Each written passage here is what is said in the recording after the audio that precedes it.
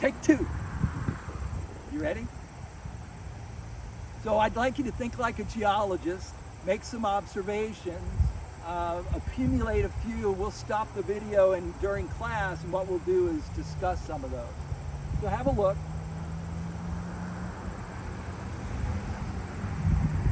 Okay, so here we come back, and here's some things you might have observed.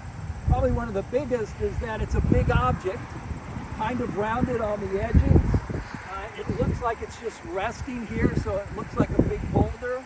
It's not like a road cut or what we call an outcrop where it's continuous rock coming up out of the ground. You could note the color, how there's some gray or black, but there's also a sort of a greenish or a rust color to it. And you'll probably notice it's got some odd structures in it that you can trace the edges of. So there's certainly some good observations that we can make of this boulder here on the northwest side of Grand Rapids. Come on in for a close-up. Let's think about what the composition of this might be. So if we look closely here, you can see my finger for scale, and if we make some general observations like in class, I don't see any crystals, so it's fine-grained. It's not sandy, there's no fossils in it, so I think it's a fine-grained, dark-colored igneous rock, a mafic rock. So think about it, take a moment. Is it a rhyolite? Is it a granite? Is it a basalt? So hopefully you guys said that it's a basalt. So we've got a boulder here that's a volcanic rock, a black mafic rock, a basalt. So if we step back a little bit, we can start looking at these structures, and they kind of look rounded.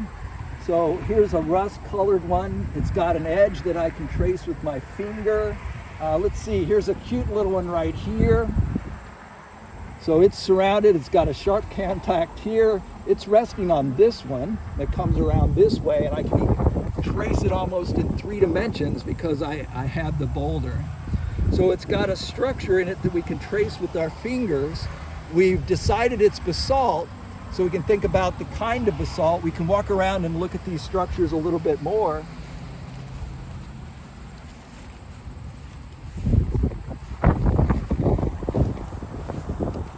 So now we've gone around about 90 degrees. Here's some more of these structures. Here's a little small one. It's got an edge. If it's a basalt, we can think about whether it's pohoihoi or or pillows. I don't see ropes here. It's not angular and jagged, but it does have that bulbous round shape of pillow lavas. So that part is important. The next thing to think about is pillow lavas.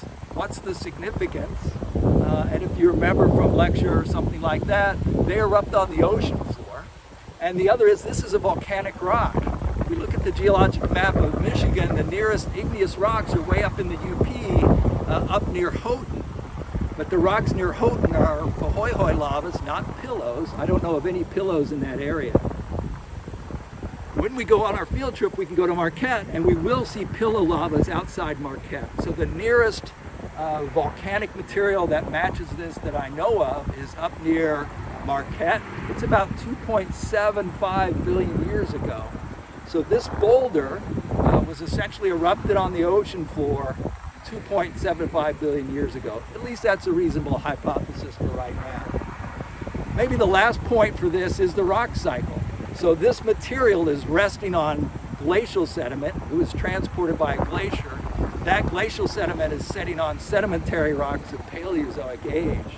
So this was brought down by the most recent major geologic event, the advance of glaciers, but it was transported from all the way up in the UP or perhaps Canada down here by a glacier. So that's a little bit of the rock cycle in Michigan. Thanks for joining me.